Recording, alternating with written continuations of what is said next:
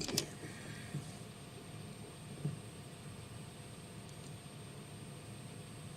go to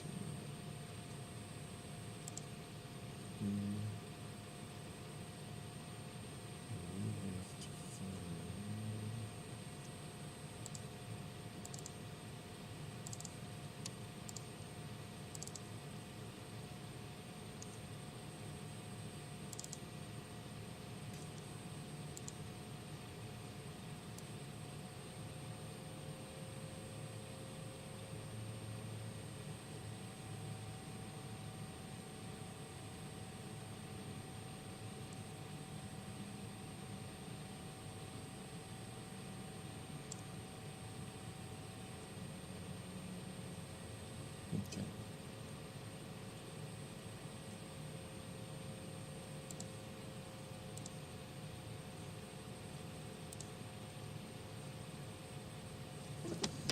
Good morning, everybody. How goes it?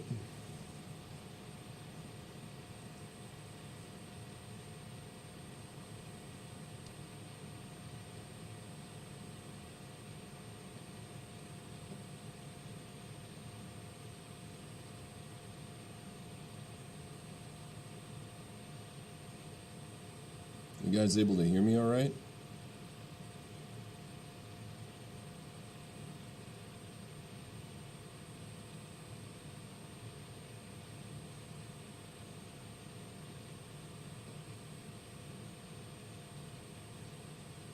Excellent. Very good.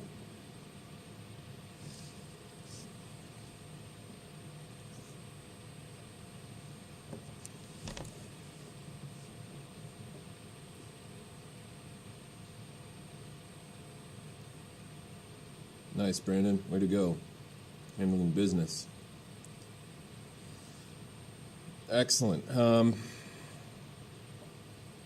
We've got 10 people in here. We're just waiting for a few more. It is 7:42, so I'm going to get started because we got cut short last time and I have a bunch of stuff that I need to talk about. Fortunately, now I'm finally able to share my screen, so I'm going to pop over here and move this to the side, close this, widen this out.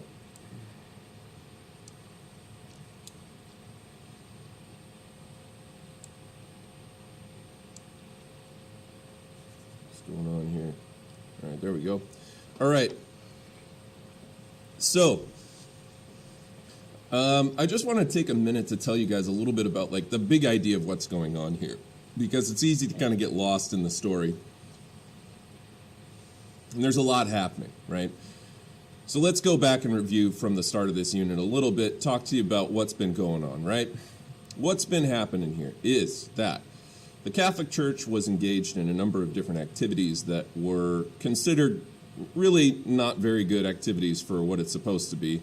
The church is supposed to be this, holy, moral institution, and ultimately it had moved quite a ways down the path of being pretty immoral, pretty conflicted, and increasingly have people starting to question the church.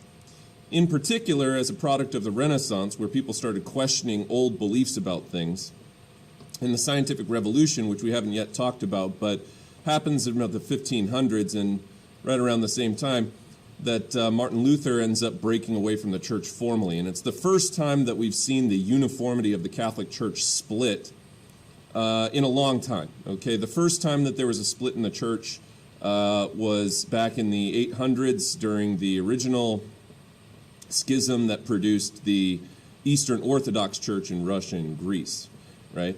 But since then, there hasn't been, hundreds of years have passed with essentially the Roman Catholic Church being the only form of Christianity dominating the vast majority of the European continent. And for the first time in a long time, in 1517, Martin Luther breaks away from the church. And you can imagine that this is going to cause problems, right? Because the church doesn't want to see its authority whittled away by people breaking away from it and establishing their own Christian faiths. So, but that's exactly what ends up happening. And what this does is it creates a bunch of conflict in Europe. Okay, there's a bunch of wars. People are taking sides. Are you Catholic? Are you Protestant? If you're Protestant, what kind of Protestant are you? Are you Lutheran, which is a more moderate? Are you Anglican, which is more moderate? Or are you one of the extremists, like for example, the Anabaptists who we talked about last time, okay? And Calvinists, too, very, very extreme Protestants. They break much farther from the church than, say, Luther or the Church of England does. So, and we haven't talked about the establishment of the Church of England, but I'm going to. I just haven't gotten there yet. We've been talking about kind of these kinds of reformations happening across different places in Europe. We talked about some early religious wars, the Habsburg-Valois Wars, where the League of Schmalkalden was uniting Protestant German states or Holy Roman Empire states into, a war. And the French, even though they're Catholic, ended up joining the Protestants just because they were trying to stick it to Charles V, the Holy Roman Emperor, who is best buds with the Pope.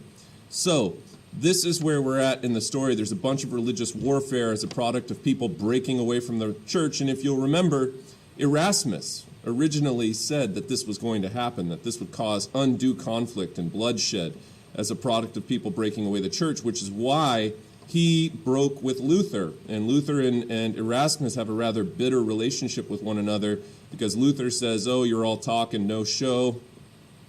And Erasmus says, well, you're an extremist and you've broken away and separated from the church, and that's going to create more problems than you're trying to resolve. So they have differing opinions on things. Erasmus stays Catholic, Luther breaks away, and sure enough, Erasmus was correct that this does cause about a century worth of bloodshed in Europe over religious pluralism, or having multiple Christian faiths between the Catholics and the Protestants being established across Europe. So this creates problems, right? Ulrich Zwingli is another one of these guys of the Swiss Reformation in Switzerland, and he's a student of humanism who preached from Erasmus's edition of the New Greek Testament. Zwingli adopted Lutheranism and established what amounted to basically a theocracy in Zurich, so he breaks away and joins Lutheranism. And in contrast to Luther, he saw the Eucharist as only symbolic, and that Luther's view of the real presence was too Catholic in its foundation. So here's the funny thing, is Catholics were furious with Luther that he advocated for consubstantiation versus transubstantiation, but Zwingli goes even farther and says the Eucharist is just symbolic, there is no real presence of anything, it's too Catholic in its foundation. And this became really the first dispute amongst Protestants dealing with issues of church doctrine, because once again, this consubstantiation, transubstantiation issue caused a lot of issues, even though to the unknowing observer it would look more or less the same in practice. And then there was this thing called the Colloquy of Marburg in 1529, where Zwingli officially actually split with Luther over the Eucharist issue. And so Zwingli is yet another of these characters in Europe who is breaking away from the church, but now even breaking away from Luther. And this is, like I said, really kicking open the door now to others forming new Protestant sects of Christianity. And so, like, Calvinism, all right, is the most significant of these new sects that ends up developing. And John Calvin is the guy who establishes it. He is active from 1509 to 1564. He's a Frenchman, slightly younger than Luther, but studied to be a priest and later trained as a lawyer. So similar educational background, very heavily influenced by Northern humanism, particularly Erasmus. And he gets exiled to Switzerland due to his reform ideas for a time. But there he writes the Institutes of the Christian Religion in 1536, and this was John Calvin's foundational work for Calvinism. Now, even though we don't know as much maybe you've heard of Calvinism before, Calvinism takes on a number of different forms dependent on where we're talking about. So, for example, you have Calvinists in France. They are known as Huguenots. You have Calvinists in the Dutch Republic, which become known as the Dutch Reformed Church. You have Calvinists in England that become known as Puritans. And you have Calvinists in Scotland that are known as Presbyterians. But they're all basically, at the end of the day, Calvinist. They just are from different places. But Calvinism ends up, in the long scheme of things, becoming more influential than Lutheranism.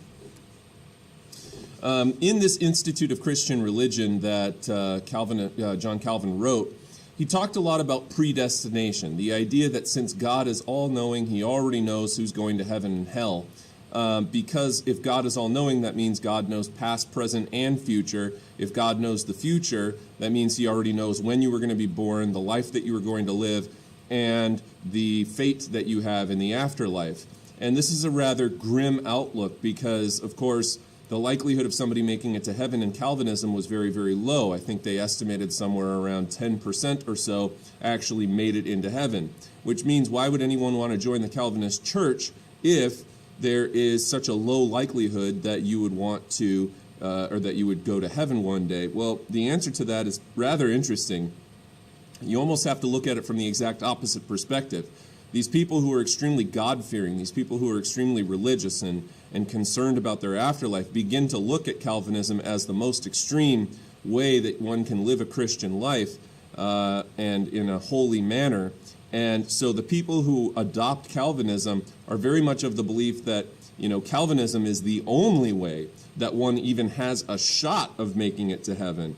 And so, because if you didn't go with Calvinism, then the other opportunity out there for Catholicism or other Lutheranism, other Protestant faiths, was that you probably were not going to go to heaven. And so people that appeal to Calvinism start to hear about these ideas, and this idea of good works, once again, not sufficient for salvation, not saying that people shouldn't do good works, but that good works should come from the heart. And this idea that kind of there is really no free will since God has already made his decisions. So we're talking about a very fatalistic view of the Christian faith. However, people ought to be doing good works, even though the good works themselves are not the ticket to heaven. You don't do good works because you want to be recognized for those good works by your local parish priest or whatever. You're doing the good works out of the kindness of your heart, because that's living a Christian life.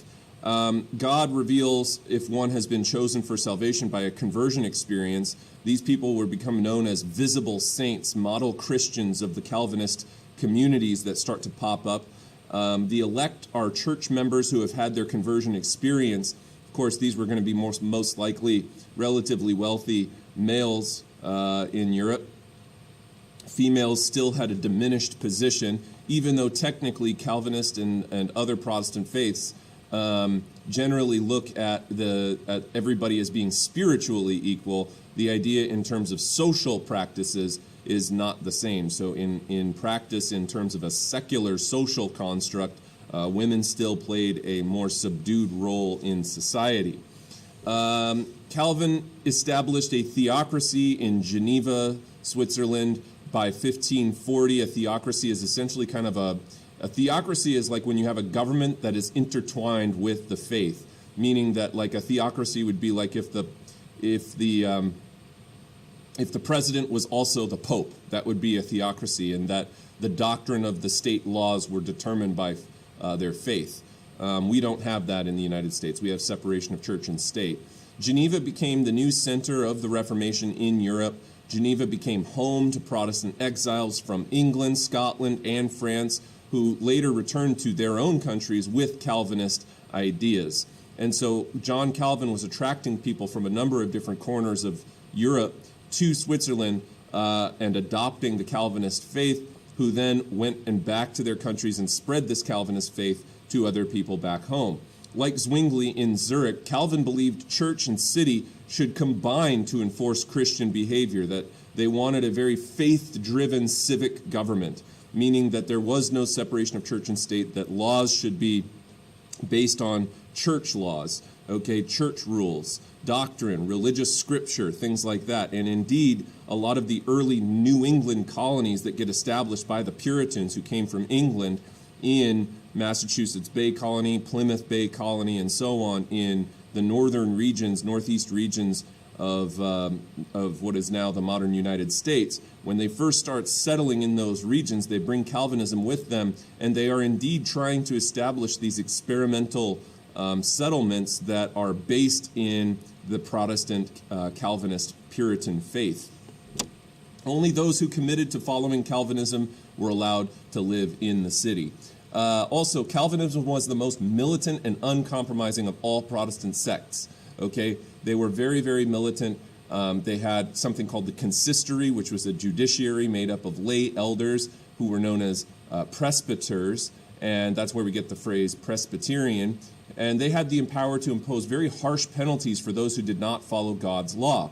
Things such as drinking, singing, secular music, dancing, usury, which is lending money at more than 5% interest, and gambling were expressly prohibited. This is a very, very strict society to live in, and there isn't, all of these activities are considered gluttonous, they're considered sinful, and they were absolutely unacceptable in Calvinist communities. Michael Servetus was a Unitarian humanist from Spain, and he gets burned at the stake in 1553 for his denial of the Trinity by Calvinists. And Protestant work ethic is another major aspect of Calvinists, where these folks have this belief that emphasizes an importance of hard work accompanying financial success, and that if you are working hard and God rewards you with financial success here on earth, this is itself a sign that God was pleased, which is really an interesting idea because it is somewhat undermining of this idea of your existence on this earth not being about individualism, not being about accumulating material wealth, but indeed, because of this Protestant work ethic that accompanies these Calvinist worshipers, they bring with them this spirit of hard work and making money as being a determining factor that God is on your side. And this, of course, is only a self-reinforcing, self-fulfilling prophecy where, the wealthier that these Calvinists become, particularly in the New England colonies, the more convinced they are that it's because of God's good grace that they are accumulating this wealth. And the spread of Calvinism ends up having a far greater impact on future generations than Lutheranism, because Lutheranism ends up being, pretty close to Catholicism in a lot of ways. It's about as small of a jump as you could break away from the church as possible, even though in his time it was a major, major move. But Calvinism comes a little later in the mid to late 1500s, and Lutheranism is in the very, very early part of the 1500s. And so, we start to see Calvinism pop up in other places. Like I said, Presbyterianism gets established in Scotland by John Knox, a Calvinist, in 1560. And in the Scottish Calvinist church, the presbyters govern the church. It became the dominant religion in Scotland. That you had in the Netherlands, the Dutch Reformed Church, which is in the United Provinces of the Netherlands, sometimes called the Dutch Republic. The Dutch Republic, Dutch Reformed Church. The rise of Calvinism in the Netherlands was the dominant religion that set the stage for a revolt against the Inquisition of King Philip II of Spain, keeping in mind, of course, that the Netherlands in the early 1500s were dominated by Spain. Those territories of the Netherlands, Belgium, and so on were controlled by Spain, and they did not want to lose Catholic uniformity in those places because Spain relied very heavily on the trading ports that were in the Dutch Republic and stuff like that. Now, it's not the Dutch Republic yet. What we're going to see is that the Spanish fight a war against the Dutch because their culture is different, and ultimately the Dutch end up gaining their independence in 1581, but that doesn't get officially recognized by all the other European powers until 1648. So the Dutch expel the Spanish from their regions. However, they do remain in what becomes known as the Spanish Netherlands, or what is now modern-day Belgium. And so Spain retained control over Belgium for a longer period of time, but they lose control of the Dutch Republic. Calvinism, the spread of Calvinism also goes to France, where you have what's known as the Huguenots, which are French Calvinists who get brutally suppressed in France because France has a more absolutist Catholic state. Okay, but Huguenots were especially strong among the nobility.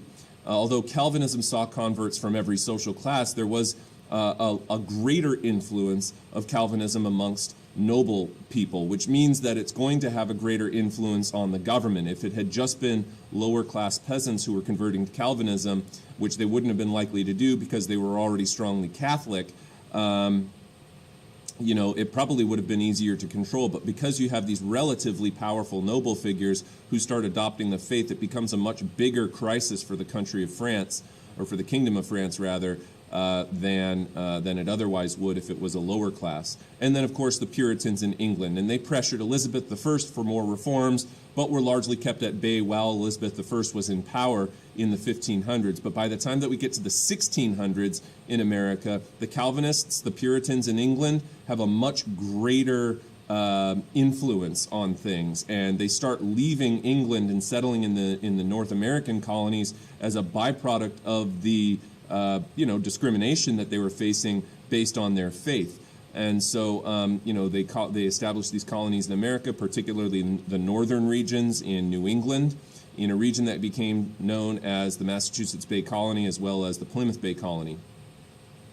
They were victorious as well in the English Civil War. So by the time that we get to the the mid 1600s, there's an English Civil War between Protestants, the Calvinists, and the Anglicans. And we'll talk about what Anglicanism is in just a little bit here.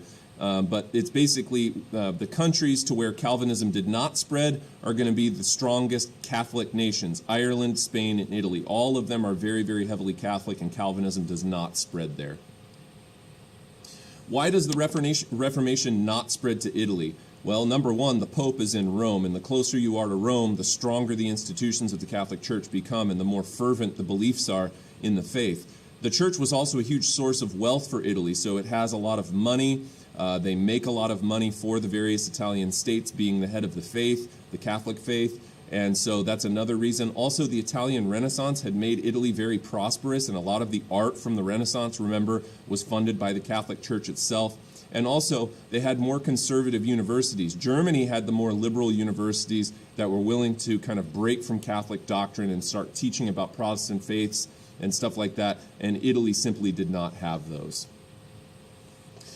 We talked about some early English reformers. John Wycliffe's followers, the Lollards, still existed in certain regions of England by the 1500s, the 16th century. Also, William Tyndale, a little bit thereafter, who was a humanist, a northern humanist, started translating the Bible into English in 1526. This became the basis for the King James Version of the Bible in the 1600s during what became known as the Stuart dynasty. And I know I haven't talked a lot about England, but we're going to talk about how England goes because they're a little bit unique.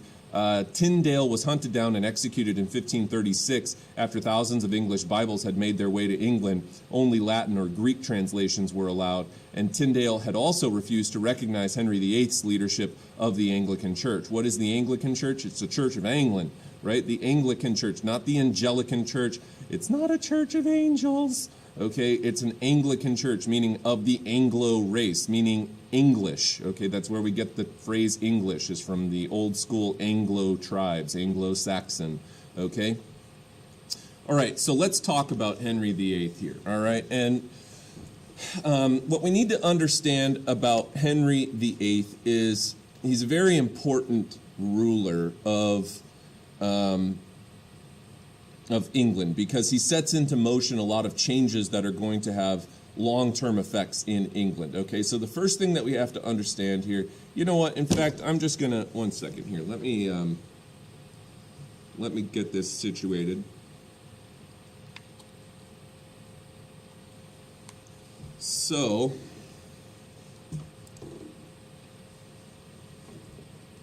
okay, let's just talk for a second here, all right? This is about to get messy. That is about to get messy. Who just said that? Okay? This is going to get messy here. All right? I'm going to take a swig of coffee for this one. All right. I haven't told this story in some time. But it's a good story, and it's going to last a little while. So I need you listening carefully. A lot of this is in the PowerPoint, but I'm just going to break away from the PowerPoint because I think it makes for easier storytelling. All right? Story time. Ladies and gentlemen, it is story time. Let's start back. Let's start with where we left off with England. Okay, we need to talk, because here's the thing that gets hard about European history is you're talking about a lot of different places. There is no single uniform European history. All right? When you're talking European history, you're talking by location. And so we've had to do some jumping around. We've jumped to Germany, the Holy Roman Empire. We've jumped to Rome. We've jumped to Florence. We've jumped to France. And now we're going back to England. But I have to pick up the story where I left off. And the last thing that we talked about regarding England was that basically, we talked about this war that was going on, okay? We talked about this conflict that was happening in Europe called the War of the Roses, okay? This is in the late 1400s, 1485, okay, to be precise, is the last time that we talked about England. And I told you in the Battle of Bosworth Field, okay, there was a guy, his name was Richard III, all right? Richard III was the guy who killed his nephews in order to become king. And so when Richard III kills his nephews, he becomes king, and he's the last king of the Plantagenet dynasty. The Plantagenet dynasty gets replaced by the Tudor dynasty. Henry VII, Henry Tudor becomes the new king. And we talked about Henry Tudor when we talked about the centralization of some of these European states in Unit 1. Meaning, like, for example, we talked about the Court of Star Chamber, where Henry Tudor started to do things to consolidate his power, to legitimize himself as king, because anytime that you get a new dynasty in place, there's going to be factions that develop against you that are going to challenge your position as the king. And Henry VII was very, very, very smart, and he went about doing things in a very particular way that allowed him to be able to consolidate that power. One of the other ways that we talked about him doing that was he went back to this woman named Elizabeth of York, okay? Elizabeth of York was the older sister of those two nephews who got killed. So in other words, Henry Tudor marries somebody from the last dynasty, and now because of primogeniture, they'll take on his family name. They'll be of the Tudor dynasty, but they will have blood from the previous dynasty, which again is another way to legitimize your long-standing reign over the generations as your dynasty continues to pass on throughout the ages. So this is all happening pre-Martin Luther, by the way, in terms of years of what we're talking about here. He becomes king in 1485. He remains king all the way up through, the first part of the 1500s, going up to about, I'm not sure when Henry VII dies exactly. I could look it up, but probably somewhere in the neighborhood of about 1515 or somewhere in there, okay? He's king for a while. And another thing that he does is the primary goal of any monarch, okay, is going to be to have sons, okay? We've talked about this before. And it doesn't matter if you're a French king or an English king or any other king, the goal is you need to have sons because you want that dynasty title to continue passing down through the ages, and you want your sons to have sons, and so on and so forth. But if you have too many sons, like we talked about with Edward the Third, Edward the Fourth, Edward, I get them confused sometimes even. I think it's Edward the Third though. But anyway, King Edward had a bunch of sons, and this created problems. It's what initiated the War of the Roses, because you get a bunch of claimants to the throne who are challenging the authority because they all are of similar relation to the king. So the king's power is constantly being challenged by different people, nobles and stuff like that. All right, but nonetheless, the point is Henry VII needs to have some sons. And so he ends up having 2 kids with Elizabeth of York, all right? And he has 2 sons.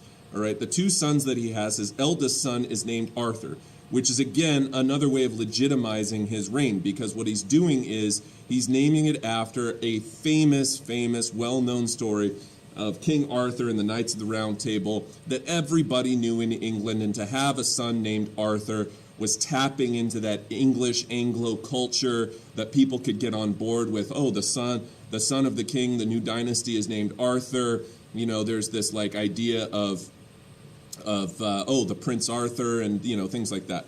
And the other thing that he does to legitimize his reign, Henry VII, is from the moment that his son Arthur is born, essentially, or maybe 2 years old, very, very, very little, what kings used to do back in those days is that they would organize betrothals, okay? What a betrothal is an arranged marriage for a child that's too young to get married, okay? So from ages 0 to about 14 or so in those days is the age that a kid would be betrothed to a future spouse. And so what Henry VII does is he betroths his son in marriage to the daughter, the infant daughter of Catherine of Aragon, Isabella of Castile and Ferdinand of Aragon have a daughter. Her name is Catherine of Aragon, okay? Catherine of Aragon is an infant, and the reason that England tries to make this connection with Spain is because if you have your children betrothed, this creates an alliance. Remember, the Spanish and the French had qualms with one another. The English and the French had qualms with one another. And so what this was trying to do was to build an alliance with Spain so that kind of the enemy of my enemy becomes my friend sort of a situation. Both England and Spain were threatened by France's power and wealth. And so English King Henry VII takes his oldest son. He says, I'm going to betroth my son in marriage to the daughter of the King and Queen of Spain. This will bring England and Spain closer together in an alliance for the foreseeable future. Also, by this point, Columbus has already made his journey across the ocean. And Henry VII is aware that Columbus, hired by the Spanish to go and, find, quote unquote, this passage over to India, resulted in him finding these, never before discovered lands to Europeans, at least in recent memory. Even though I understand the Vikings went to Canada and but the first time that the Europeans for a long time understand that there's this really new area called the New World on the other side of the planet, Spain's getting wealthy from that. And England's like, hey, this is a great opportunity. Henry VII says this is a great opportunity because back in those days, when a woman got married to a man, the family of the woman would provide what was known as a dowry, which is basically a wedding gift from the woman's family, okay, that would go to the husband's family as like a, hey, look, here's our parting gift for her. Our daughter is now a part of your family, and she's your responsibility. Here's the gift. That's a one-time gift. So Catherine the Great Catherine of Aragon and Arthur are betrothed in marriage for like 14 years before they're of age and are able to get married. And so Catherine of Aragon brings with her all of these amazing goods, all of this wealth, silver, jewelry, and so on, with her on this ship up to England. Now, keep in mind, she has been raised from the time that she is an infant, knowing that she's going to be the future Queen of England, and that it is her marriage to England that is going to create a Catholic alliance between France and Spain. And England, indeed, at this time is very, very, very Catholic, as is Spain, very conservative, too.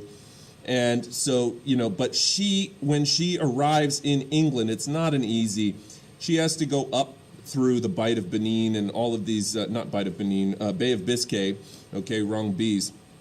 The Bay of Biscay, which is rough waters. She has to get all the way up to England. She gets up to England. She does not speak a single word of English, okay? That's because, it's just like, England in this time is a long, long way away from Spain, and there was no one really to teach her English, I guess, in Spain. I'm sure there probably was, but she doesn't understand a lick of English when she gets there. And so she has to communicate with now who is going to be her husband in about 2 weeks by the time that she arrives, because there's only a very short courtship process as they arrive there to get to know one another. They're basically marrying as total strangers, but that doesn't matter, because what matters is Henry VII organized this whole thing so that he would create an alliance with Spain. So Arthur and Catherine of Aragon start to get to know one another. And Arthur's kind of this handsome, relatively kind of sickly though kid, and they get married. And as was the ceremony at that time, what they would do is they would get married. They would present the new couple, the future king and queen, in the royal bed for the first time, which of course you have to imagine, would have been really awkward. And then they kind of, send you behind closed doors, and the expectation is that you consummate the marriage, which means that, if you will, you make the marriage official by, procreating and having a son, okay?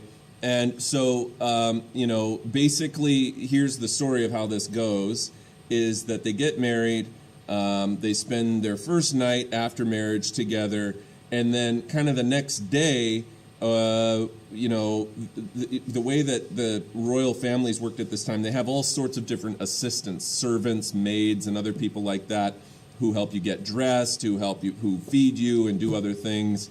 And so the next day, Catherine of Aragon is being asked, by her female servants, well, how did it go? How is it being married? How was your first night? Da da da. And her response is kind of tepid. Her response is kind of like, well, it wasn't exactly what I was expecting. Didn't seemingly pan out the way that it was supposed to go. And ultimately, it kind of starts to come to light that it's not just that Arthur is shy or doesn't find her attractive or whatever, but more it's kind of the case that Arthur just altogether wasn't that interested in females. And so, he is, according to Catherine of Aragon, not consummating the marriage, okay, not making the marriage official, if you will. And she has several confessions with her priest about it. She swears up and down that they've never consummated the marriage, that he seemingly has no interest in her, despite the fact that by all outside appearances, he's kind of this relatively likable guy and whatever. But their marriage is really short-lived. And the reason is because very quickly after they get married, Arthur starts to become ill, I believe with tuberculosis. And when he gets sick, he dies. And so they're only married for maybe, a year, maybe a little longer than a year, not long. And now when he dies, Catherine of Aragon, who was promised to be the Queen of England, who has now married, and by everybody else outside of her inner circle, everybody seemingly believes that, everything's going fine. It's only her closest confidants that kind of have this idea of maybe things aren't going the way that they were supposed to be going. And so she's now a widow. Okay, she's a widow at age 15, basically. She brought with her this massive, massive dowry from Spain, right? Because this was a big, big deal, uniting these two kingdoms in marriage and in an alliance with one another. This is a big, big deal, okay? And so she brought a lot of wealth with her, which Henry VII could have cared less about Catherine of Aragon. For him, that's the conciliatory prize. This is the real prize was getting a bunch of money from Spain. And the last thing that he has any intention of doing is giving one red penny of that back to Spain. So what he does is rather interesting. He basically ignores her. She becomes a ghost in the English court. Okay, she's floating around like a nameless, placeless person. Okay, she's the princess of Spain, and she for years. She's kind of hovering around as an accessory. The poor thing, she really had to have had a tough go of it. And she's not getting anything from Henry VII. He could care less about her. To her, she's damaged goods now. Okay, she's an item that you bought on Amazon and broke, and now you can't return it. Okay, that's his opinion of Catherine of Aragon. So, poor Catherine of Aragon's kind of floating around. And you might be thinking to yourself, well, I thought that he had two sons. Can't she just get married to the younger son? Well, if you were thinking that, you're on the right track, because that was the only chance that Catherine of Aragon had of restoring this whole vision that she had growing up of becoming the Queen of England, married to the King of England. And now that the guy that she was married to, Arthur, has died, there's only one son left, and that's Henry. Problem, Catherine of Aragon is about 15 or 16 when Arthur dies. And at that point, Henry, the younger brother, named after Henry VII, okay, Henry's only about 9 at that point. And he's not eligible to marry until he gets to be the age of 14. So she's really dealing with a very little boy here. Okay, she's obviously, she's an adolescent. Henry VIII eventually is who we're talking about here.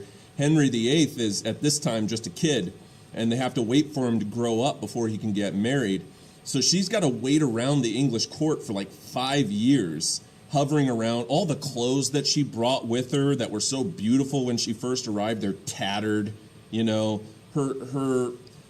She's a mess, okay? She's an absolute mess because she's basically been ignored because she's seen as, well, look, she already married the one guy.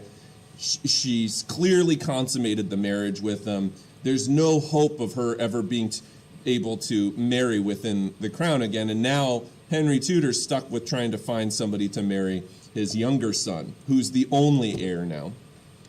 And so Henry, the younger Henry, okay, Henry's son, Henry, all right, the younger Henry, who we're waiting for to grow up here, becomes quite the Renaissance prince. He's really, really well read. He's super Catholic. He's good at hunting. He's good at all the things. We read about Castiglione's The Prince. He's good at arms. He's good at poetry.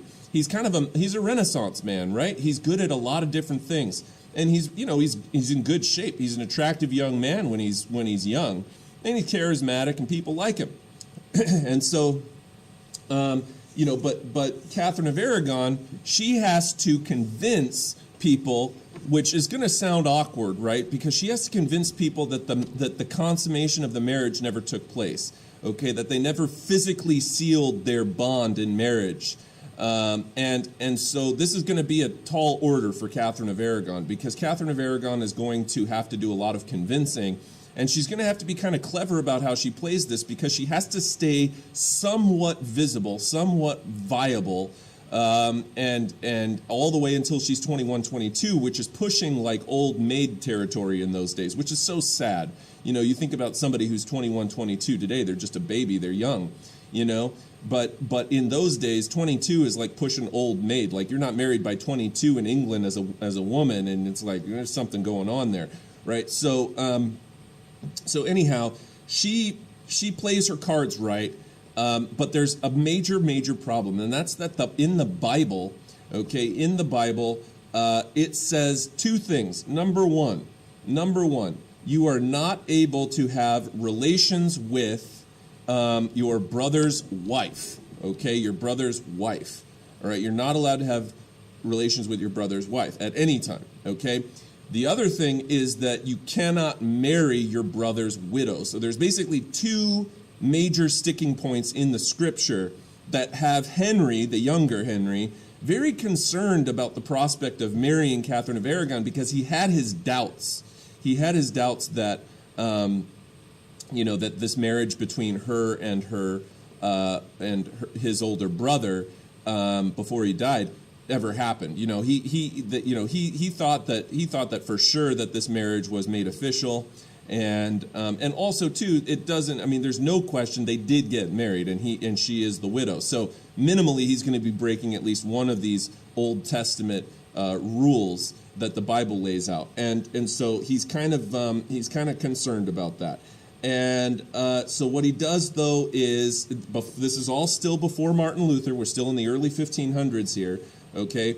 And England, remember, is very Catholic at this time, as is Henry the Younger. Henry and his father are both very Catholic.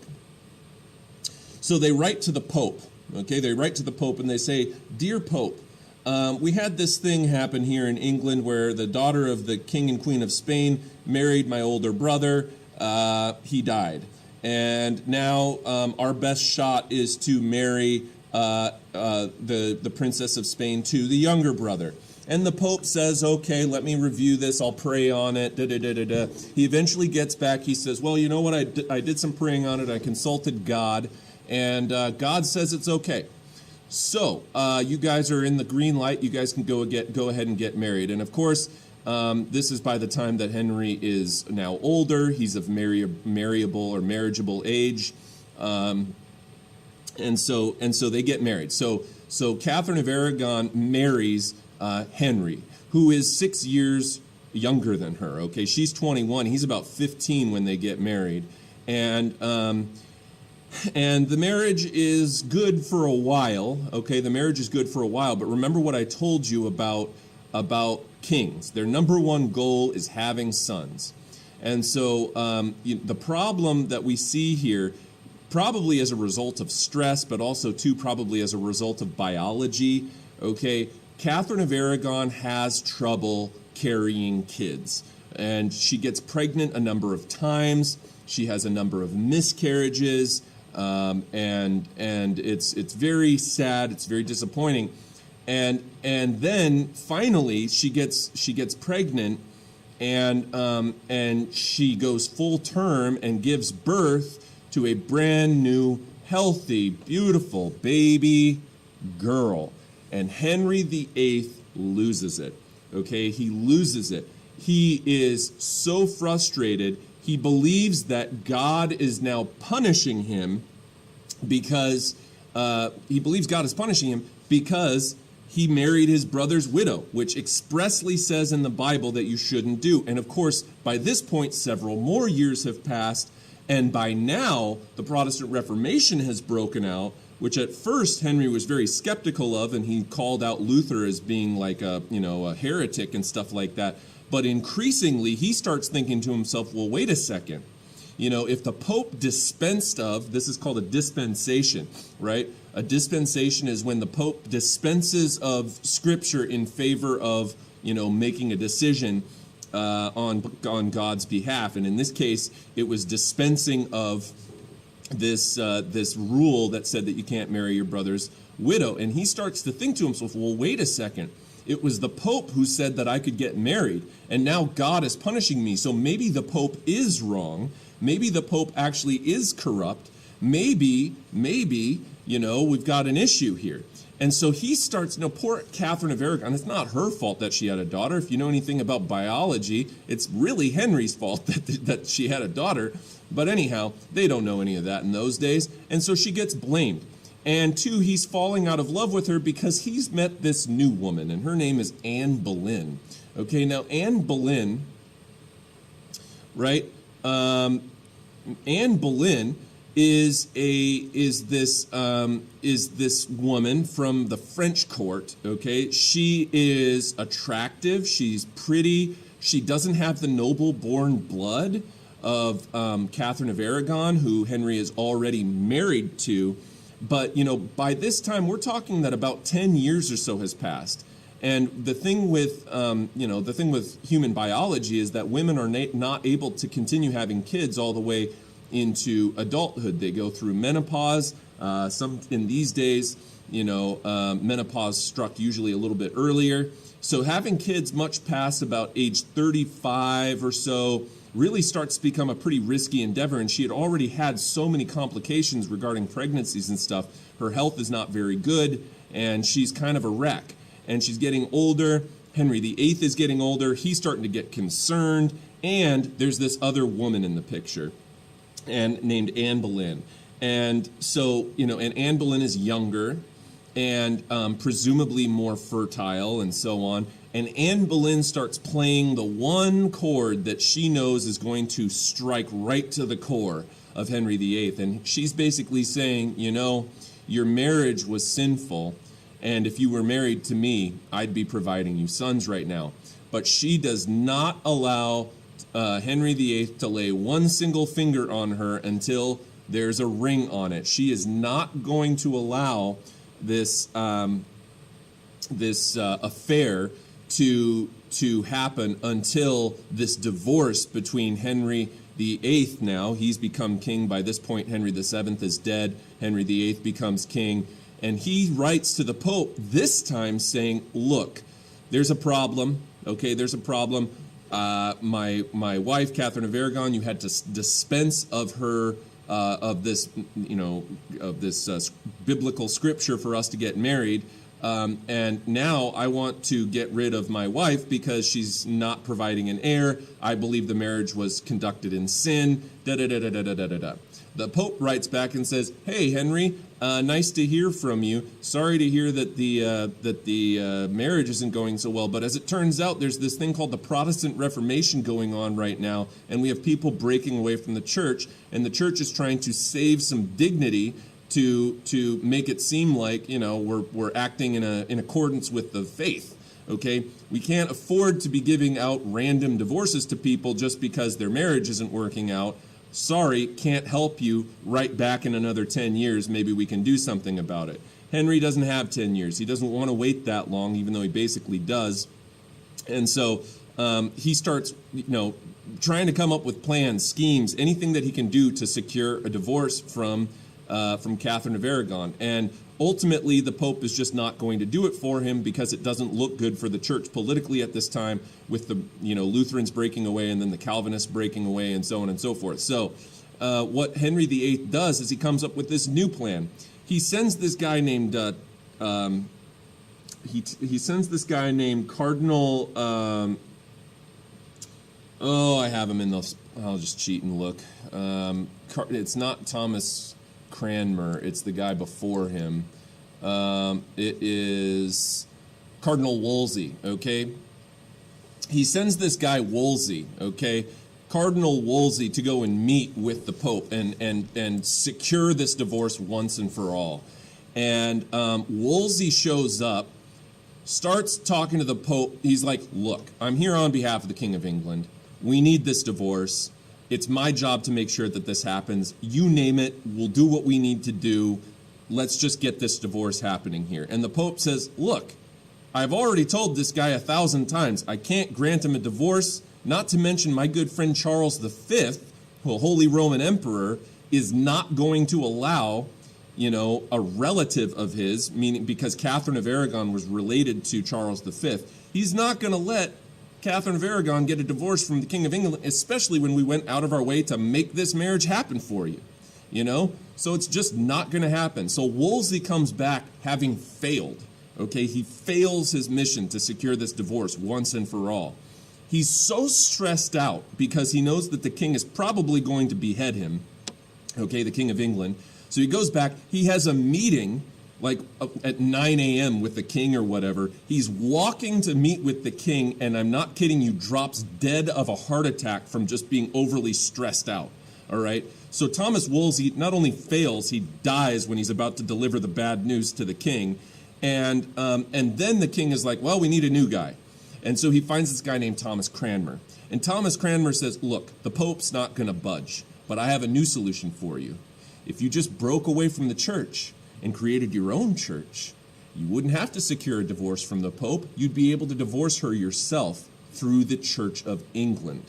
So this is where Henry VIII breaks away from the Roman Catholic Church. So the King of England breaks away from the Roman Catholic Church and establishes the Anglican faith, the Church of England, okay? And through the Church of England, now he's the head of the Church of England.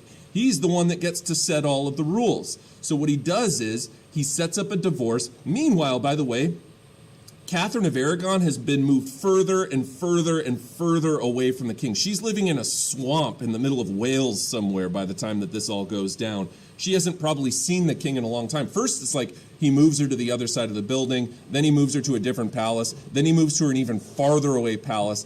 By the way, I did never mention this, but it's worth mentioning. The daughter that they had, her name was Mary. Okay, her name was Mary. Now, Mary, like her mother, okay, is very, very Catholic because her mom was from Spain, right? Even Henry was really Catholic at one point. He breaks away from the church, which he was really worried about, of course, because, you know, it's committing a sin breaking away from the church. But at this point, he's like, well, it's my only option. So he does it. And he's doing it mostly so that he can have a son. And he is getting closer and closer and closer with Anne Boleyn. Eventually, they secure the divorce through the Church of England, and he and Anne Boleyn get married. But before they get married, probably she was already pregnant, because by that point the handwriting was kind of on the wall. So she's pregnant. She goes full term. Anne Boleyn does, and boy, Henry VIII was head over heels for Anne Boleyn. She was really politically savvy, and played him like a fiddle. And she gets married to him. She carries his child full term, and lo and behold, Henry shows up. He's so excited on the day of her birth. She goes into labor. He's there. He's ready to hold his child in his arms, and she gives birth to a brand new, beautiful baby girl again. Okay, and this time Henry VIII is just over it. Okay, it has been so long. This whole thing was such a protracted mess. It lasted for over a decade trying to secure this divorce. Meanwhile, Anne Boleyn has just been playing him this entire time, okay? And she makes all these promises about having a son and this and that and the other, and she gives birth to a daughter, and that daughter's name was Elizabeth. Okay, so the two half-sisters are Mary and Elizabeth, the two daughters of Henry VIII. He has two daughters at this point. All right, after she gives birth to a daughter, the ruse is up, okay? In Henry's mind, remember he's living in the early 1500s, in Henry's mind, Anne Boleyn persuaded him to break from the church, to sin even more than he did before, and now he has been smited once again with the birth of a daughter, not a proper male heir. And so the ruse is up. He stops paying attention to her virtually immediately. He creates a plot that implicates her for treason. Basically, he makes up a story, and this is probably not true, to be honest with you, but he makes up a story that Anne Boleyn had been having an affair with another male courtier in the Kingdom of England, and makes this whole thing up. He tries her for treason and has her beheaded. Okay, so he literally, instead of fussing with any more divorces or things like that, he makes up this whole plot that she had this affair, and he finds her guilty of treason, and she is beheaded. Okay, so Catherine of Aragon, meanwhile, dies of a broken heart, they say. And Catherine of Aragon and her daughter Mary lived together for a long time, but they're both very, Mary had some serious dad issues because they never got along. She was super Catholic. She was always very close with her mom. And so she, and especially after Henry VIII breaks away from the Roman Catholic Church and establishes the Church of England, Mary has really no love lost for her father, and they're not very close with one another. Elizabeth remains closer, but not as close as she could be. But she is raised Protestant, so she's raised within the Church of England, and she is not Catholic. So she follows her father's Protestant footsteps, I guess you could say. Henry VIII then gets remarried. This is now his third wife of 6. All right, but the last 3 go a lot faster. And so the third wife is a woman named Jane Seymour, plain Jane Seymour as they called her. Not a woman that Henry VIII was particularly excited about. She's not homely, but she's not also very attractive. She's kind of very conservative, very plain, very nothing overly exciting about plain Jane Seymour. But he marries Jane Seymour because she's pretty much the best option that he has at that point. She becomes pregnant. She goes full term. This time she gives birth to a beautiful baby boy, and he names his son Edward. Edward the 6th is who it is. Okay, so he becomes, his son ends up becoming King of England, Edward the 6th. All right, now what's the whole point of this? What ends up happening after that? Well, when she gives birth to her son, plain Jane Seymour dies in childbirth. Okay, she dies in childbirth. And now, once again, he's faced with the prospect of finding a new wife, his 4th wife now. Okay, so he now has a male heir, but his wife, Jane Seymour, died. Okay, then he gets married again on the advice of, he gets married to this woman who he was promised was this like beautiful, young, and by the way, I never told you part of the story, where as time is going on, Henry VIII is becoming disgusting. Okay, he's in a hunting accident where he has this, he injures his leg, in a hunting accident, and he has this massive, painful, gaping wound on his leg, okay, that just will not heal. It's disgusting, and it's super painful. And so he stops being very active and starts eating himself to just an inordinate size, okay? Henry VIII puts on hundreds of pounds, okay? He's huge. It was said that 3 full-grown adult male courtiers could fit inside the king's robe. He was just a gargantuan human being, okay? Eating, but also very injured and can't move. And also as he gets older, you know, what happens sometimes with people who have chronic injuries like that, they get really grumpy because they're in pain all the time and their mental fortitude's low and stuff. And so he's really becomes more and more tyrannical as he gets older. He's harsher and harsher and harsher. And, you know, he's promised that this girl that this 4th wife that he's about to marry is this beautiful, attractive young lady from Germany or whatever. She comes over. He takes one look at her as she gets off the boat, and he's like, this is not going to happen, okay? It's just not going to work. He tries his best, but he's just not attracted to her.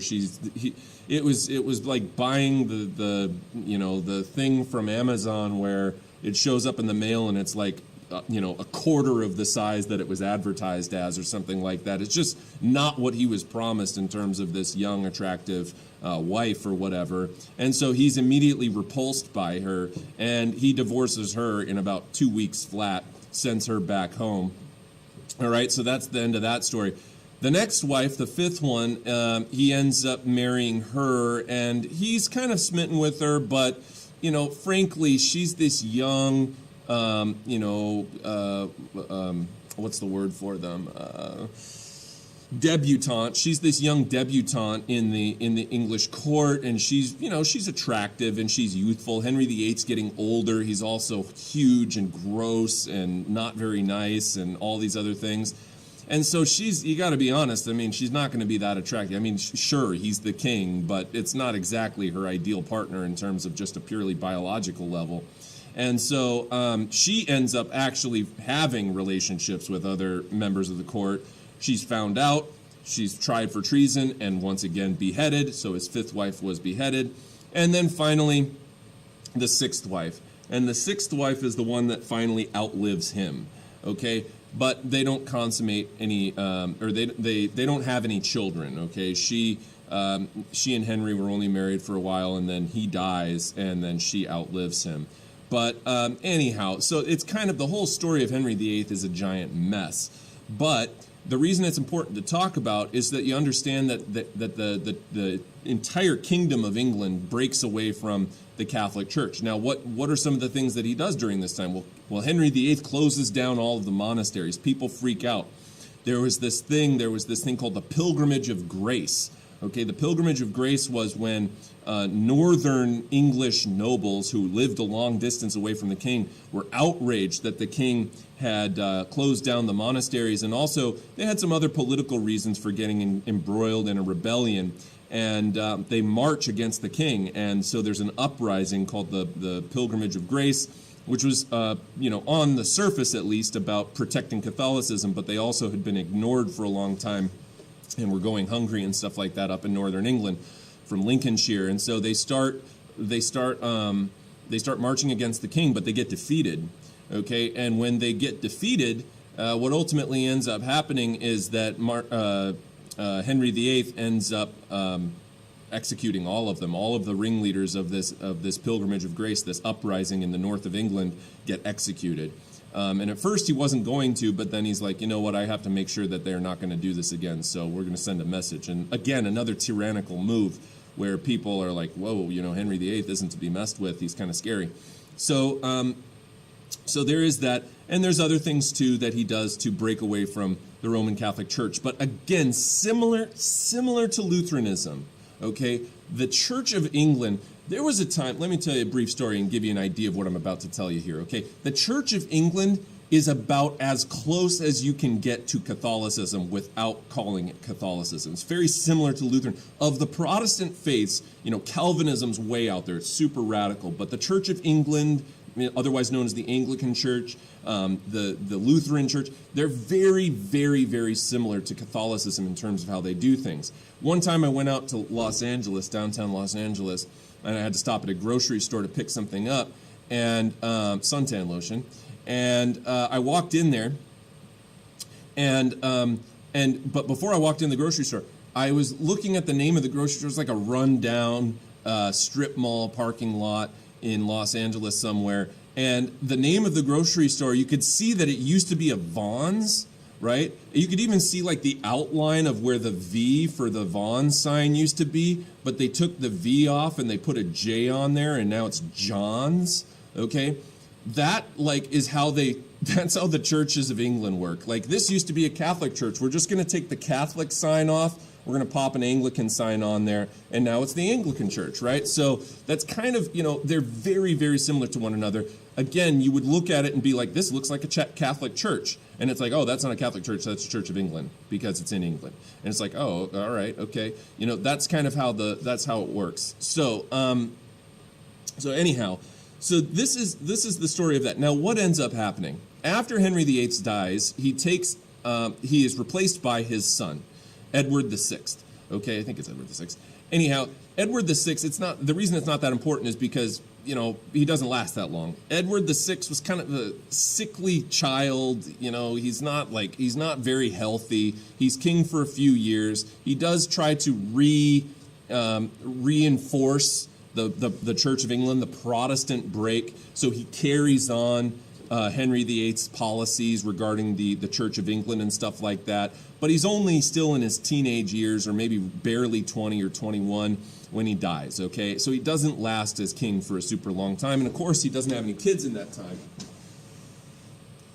And so then now you're faced with a crisis, because now there's no male heirs. And the next person that they go to is a woman. And they go back to the original daughter, Mary, the Catholic queen. Okay, Mary, the Catholic queen, who, when she becomes Queen of England, she ends up getting married to the King of Spain. His name was Philip II. And so, she thought like this was in God's plan from the start.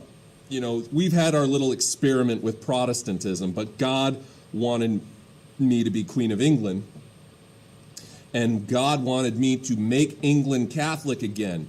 Okay, so when Mary becomes queen, because she was super close with her mother, Catherine of Aragon from Spain, who was super, super Catholic, all right, Mary is also super Catholic, and she tries to erase the last 20 or so years of this Protestantism that had started to take root in England. And so what she does is she goes back, she ends up starting to execute a whole bunch of Henry VIII's former advisors, nobles who were loyal to Henry VIII and who had broken from the church and joined the Church of England to take advantage of the political opportunities that afforded them.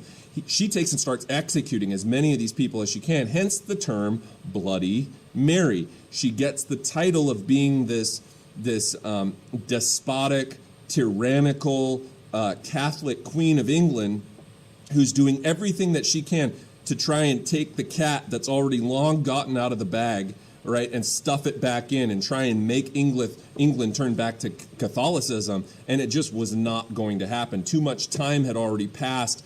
The Anglican Church had already broken away. There were already people who had really subscribed to this idea, particularly at the upper echelons of the court. And so it's just not going to be a viable solution, but it doesn't stop her from trying.